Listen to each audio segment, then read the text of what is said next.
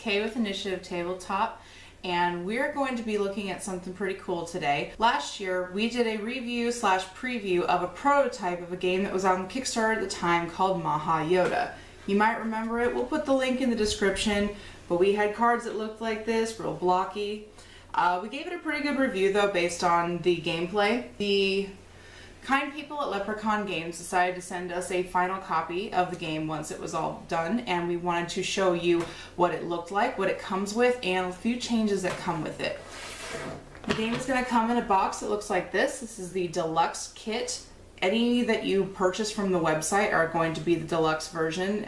This includes some extra cards that were funded during Kickstarter in stretch goals and a little expansion pack. So let's open it up, take a look inside, and we'll do a little bit of how to play this game. Alright, so once you open the box, you're going to have some fun stuff in here. You're going to have some tokens that are going to give you your life total. Each player is going to start off with 20 life. These are used for Valor. You can place these on your cards as you play them if you would like to keep track of how many Valor you have spent on a turn. And these nifty little tokens are going to be used on some cards that I'll show you that are in the decks. These are used for the attack and defense value that you will have on your turn, and we'll talk about that in the turn phases as well. You've got your rule book, and you've got two decks. One person is going to play the Aditya faction. I hope I'm pronouncing that right. Apologies if I'm not. And the other player is going to play the Asura faction. Included also in the box, I told you that there were some expansion sets. You've got the expansion set for each player. The main decks each come with 42 cards. They also come with an additional 24 cards total in the game. Those were opened up during stretch goals during the Kickstarter. The expansion was also a stretch goal, and it includes an additional 46 cards, including weapons, warriors, scrolls, artifacts, and these new fun things called weapons of mass destruction. We'll look at those in just a second. Alright, so we're going to look inside the Asura deck and see what comes in here. Each player is going to have a phase turn card, very helpful during game. It'll tell you everything you need to do on each phase and what you can and cannot do. This is the attack and defense card I was telling you about before. You can indicate on each turn what your attack and defense value will be at the end of the resolve phase. Just a quick overview of going back to the original game, how this works out. This little symbol up here means that this is a warrior card. This is its attack value, its defense value. This will be its name and what kind of card it is. This is a warrior. This right here will tell you how much Valor this card costs to play. Each turn, each player gets 5 Valor. There are some cards and some abilities that will allow you to get more Valor on your turn, but you will have to be able to afford the Valor to play those cards to gain them. A lot of these cards will also have abilities. For example, this one will actually allow you to reduce the amount of Valor that your opponent can use on their next turn. We also have weapon cards. This little symbol will indicate that it's a weapon, how much attack value it adds, the weapon's name, Valor, obviously. This right here means that when you combine this card with its rightful warrior, you can choose an extra Valor, an extra attack, or an extra defense on your turn. So these can be played with just about any warrior just to give them a little bit of a boost with this right here. But if they're played with their appropriate warrior, they become incredibly powerful. A really big feature in Maha Yodha is the use of scrolls. Now, scrolls will have Valor costs ranging from 0 all the way up to, I believe I've even seen one that costs you a grand total of 5.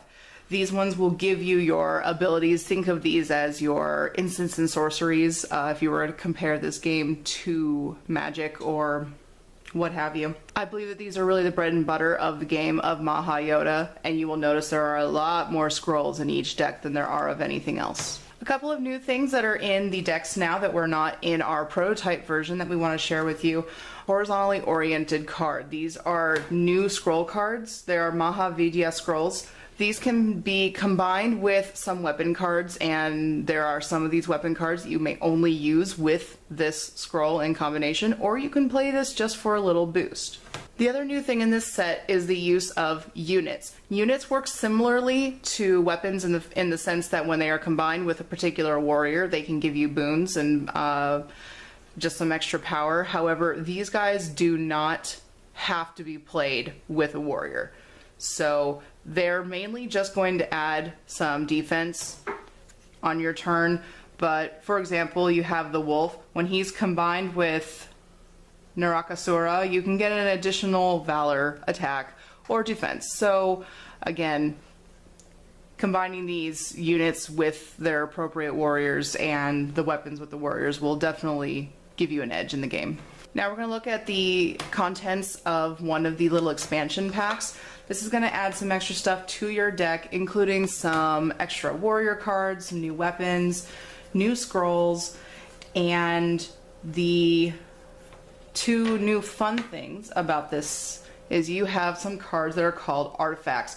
Artifacts are played onto the battlefield and they are permanent until they are removed from play by your opponent, and they will obviously have cards that will let them do that. The other fun thing in this expansion is you have cards that are called Weapons of Mass Destruction, and they do exactly that. Alright, so really quick, we're going to go over a real fast crash course on how to play Maha Yodha. In the first phase of every player's turn is called the cleanup phase. Now, you obviously wouldn't do this on your first turn because you have nothing played, but in this phase, if you have scrolls out from your previous turn, your scrolls are going to go to your discard pile. Any weapons, warriors, or units that you have on the board come back to your hand. At this point, you can discard as many cards as you want from your hand. You'll be able to draw back up to 7 in the next phase. However, you must finish discarding in the cleanup phase. So after you have discarded everything and pulled everything back, you may then draw up to your maximum hand size of 7 cards. Now on any given turn, you're going to have 5 Valor to use, so I'm going to go ahead and grab some of these just to keep track of what I'm playing here. Now I want to come out of the gate strong, so I am going to play this warrior. This warrior is going to give me 2 attack, 1 defense. He's going to cost me 2 Valor. So I'm going to place him here, and I'm going to go ahead and place a couple Valor tokens on him just to show that I have spent that Valor. At this point then, this is where that awesome little attack and defense board comes in. I can then move my attack to 2 and my defense at 1. Now this is actually a pretty good hand. Totally didn't set it up, of course. But I'm then going to play this unit card. This unit is going to give me additional defense, and he can be combined with this particular warrior for additional valor, attack, or defense. We're going to go ahead and do some more attack. Oh, and he costs 0. How cool is that? Move that up to 3. Alrighty, let's see what else we got. Alright, we've got a scroll that costs 0. It allows me to add an attack or a defense to one of my warriors. Let's go ahead and throw that attack on.